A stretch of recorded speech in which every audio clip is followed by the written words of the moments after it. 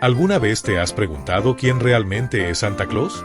No es solo un hombre con traje rojo que reparte regalos. Su historia se remonta a siglos atrás, a través de reinos, leyendas y tradiciones que cruzaron océanos.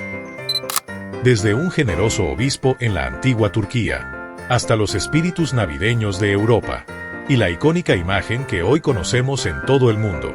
En el video de hoy, nos adentraremos en el origen real de Santa Claus. Descubriremos quién fue San Nicolás, cómo cada país le dio su propio nombre y forma, de dónde vienen los renos, los calcetines, los árboles, y como una idea nacida en el corazón de la historia, se convirtió en la magia que celebramos cada diciembre. No olvides brindarme tu like y suscribirte para más historias navideñas. La figura legendaria de Santa Claus, conocida mundialmente por su traje rojo y su trineo volador, tiene su origen en un obispo cristiano del siglo IV, llamado San Nicolás de Mira. Este personaje histórico nació alrededor del año 270 después de Cristo en Patara, una ciudad portuaria situada en la región de Licia, que actualmente forma parte de Turquía.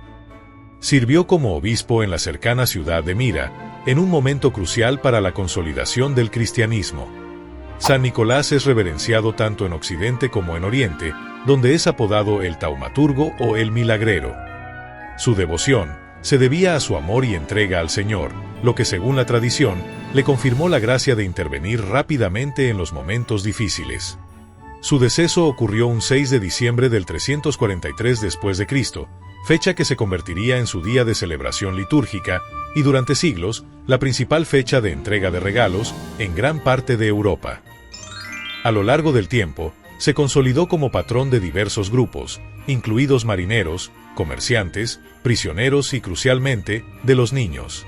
Los relatos que definieron la personalidad de San Nicolás como dador de regalos se centran en actos de generosidad anónima y la defensa de los inocentes. Una de las historias más antiguas sobre San Nicolás tiene que ver con un vecino que tenía 3 hijas en edad de casarse, pero no tenía suficiente dinero para asegurarles una dote. Para salvarlas de un destino devastador, Nicolás una noche, provisto de dinero envuelto en un paño, lo lanzó a través de la ventana de la casa del vecino y huyó rápidamente para que no lo reconocieran. Gracias a esa donación, el vecino consiguió casar a su primogénita. Nicolás repitió su gesto generoso otras 2 veces, pero la tercera noche, el padre de las jóvenes salió a tiempo reconociendo al misterioso benefactor, que sin embargo imploró no le dijera a nadie. Otra historia cuenta sobre 3 jóvenes estudiantes en viaje hacia Atenas. El patrón de la posada donde se habían detenido por la noche los asaltó y los victimó, escondiendo sus restos en un barril de madera. El obispo Nicolás, también en el mismo camino hacia Atenas, se detuvo en la misma posada y tuvo en sueños la visión del delito cometido por el posadero.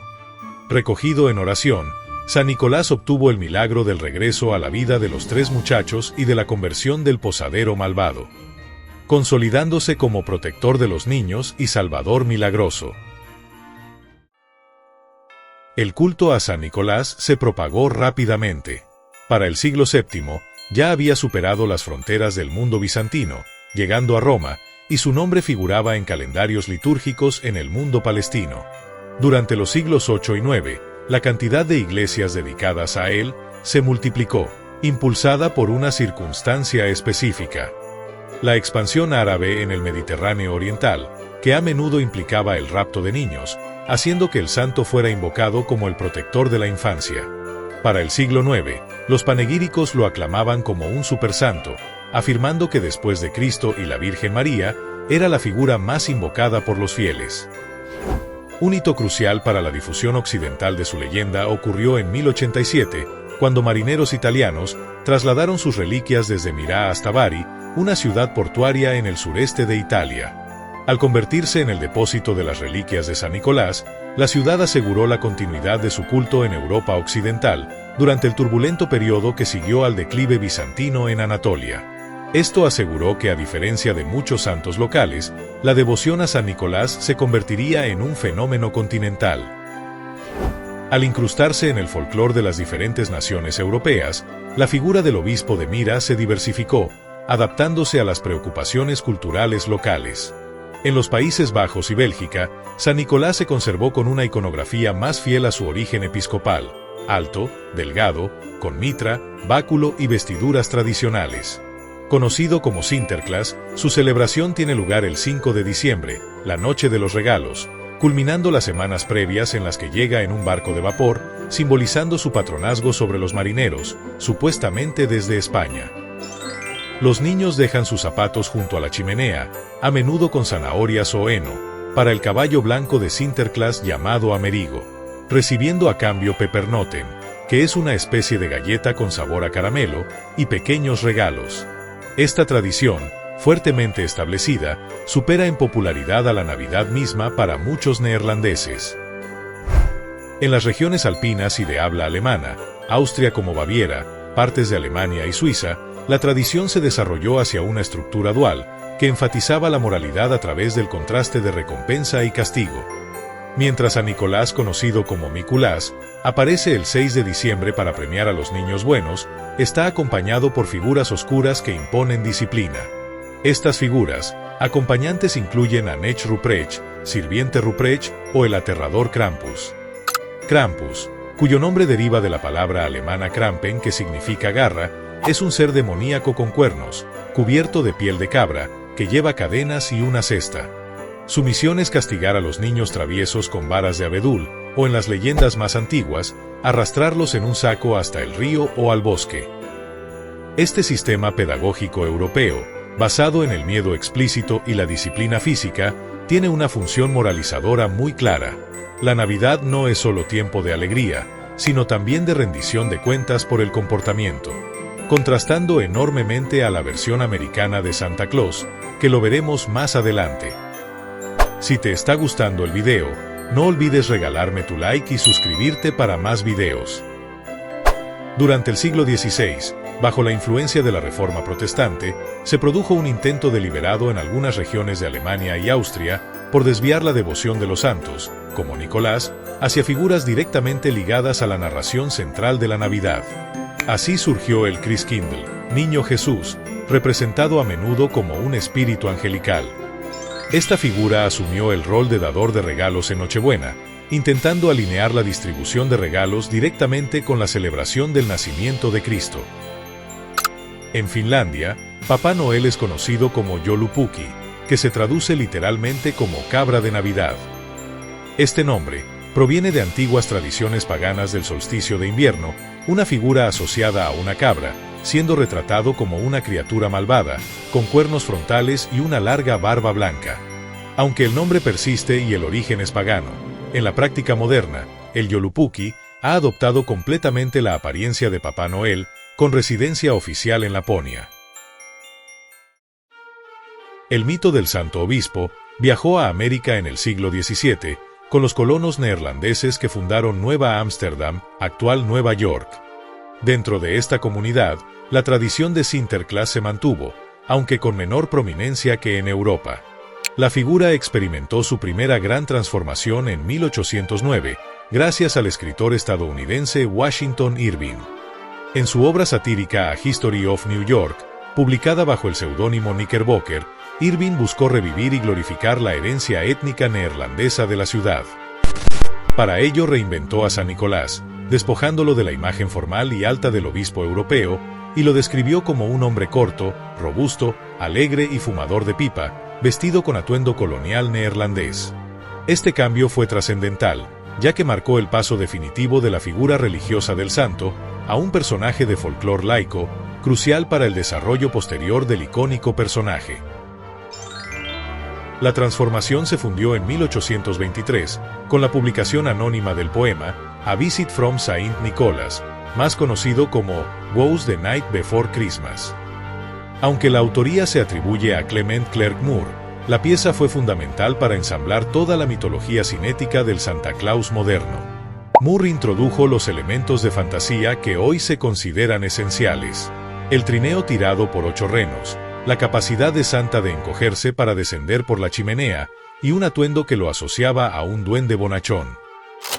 Además, el poema fijó la fecha de su visita a la noche del 24 de diciembre, Nochebuena.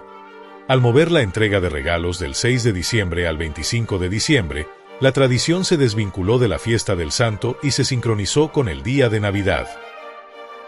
La utilización de estas figuras por intelectuales neoyorquinos como Irving y Moore permitió la creación de un mito de celebración común y universalmente aceptado en una nación de inmigrantes.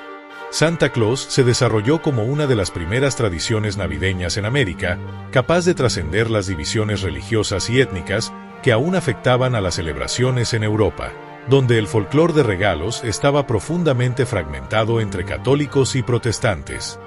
La ficción literaria se convirtió así en un poderoso unificador cultural.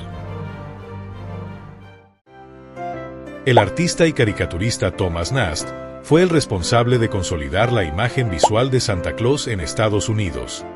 A partir de 1862, Nast comenzó a dibujar a Santa para la revista Harper's Weekly, utilizando la figura para levantar la moral de la Unión durante los días sombríos de la Guerra Civil.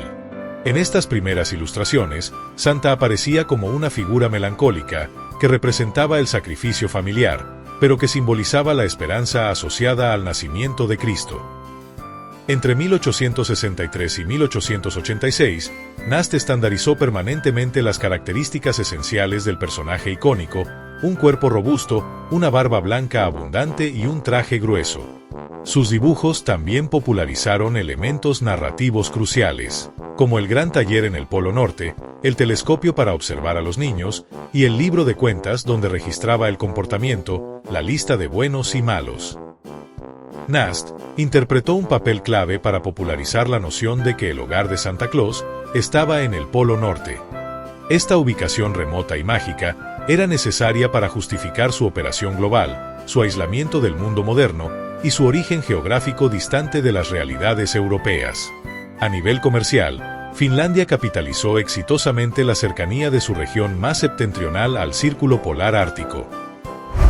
Aunque el folclore finés sitúa a Joulupuki en la inaccesible colina de Korvatunturi, la ciudad de Rovaniemi, capital de Laponia, fue designada como la villa oficial de Santa Claus en 2010, atrayendo turismo global y consolidando la ubicación ártica del mito. Existe la creencia popular errónea de que la compañía Coca-Cola inventó el traje rojo de Santa Claus. La evidencia histórica, sin embargo, desmiente este mito. Como se mencionó anteriormente, Thomas Nast ya había representado a Santa con atuendos rojos y blancos en sus ilustraciones del siglo XIX. El verdadero impacto de Coca-Cola fue la estandarización y globalización de la imagen definitiva. En 1931, Coca-Cola encargó al ilustrador a Don Sundblom que cree una imagen de Santa para sus campañas navideñas. Sundblom se inspiró directamente en la descripción del poema de Moore y en la iconografía de Nast.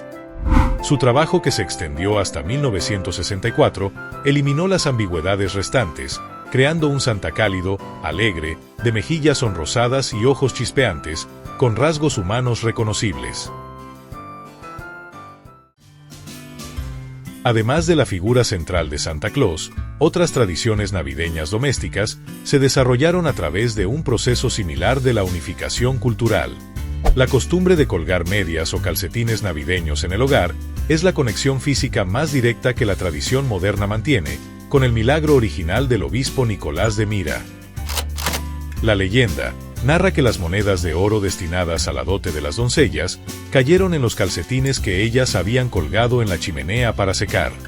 Aunque la costumbre evolucionó, y hoy las medias pueden colgarse en repisas o árboles si no hay chimenea, el simbolismo perdura como el receptáculo de la caridad anónima y el regalo sorpresa.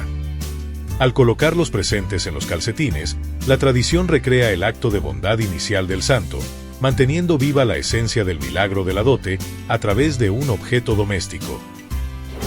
La costumbre de decorar el hogar y los árboles durante el solsticio de invierno tiene raíces profundas. El árbol de Navidad tiene sus primeras apariciones documentadas en el siglo XVI, en Alsacia, una región entre Francia y Alemania. Los lugareños decoraban abetos con elementos naturales como nueces, manzanas y velas, para celebrar el nacimiento de Cristo. La inclusión de velas o luces se atribuye al reformador religioso Martín Lutero en el siglo XVI, quien, inspirado por la visión de las estrellas brillando, a través de los árboles de hoja perenne, quiso recrear ese efecto en el interior de su casa. La decoración evolucionó dramáticamente en el siglo XIX, especialmente en Alemania, que se convirtió en el centro de producción de adornos de vidrio soplado. Estos objetos delicados y hechos a mano, que tomaron formas de bolas y estrellas, transformaron la decoración navideña en un arte estacional.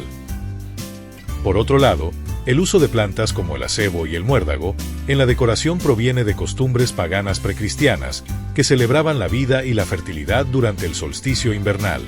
Estas tradiciones fueron absorbidas por la celebración cristiana, agregando capas de significado a los adornos que hoy colgamos en nuestros hogares. Cuéntame, ¿qué te pareció el video? ¿Conocías el origen real de Santa Claus y cómo sus nobles actos trascendieron hasta nuestros días? Te leo abajo en los comentarios. No olvides darle like y suscribirte para más videos de historia. Hasta la próxima, historiadores.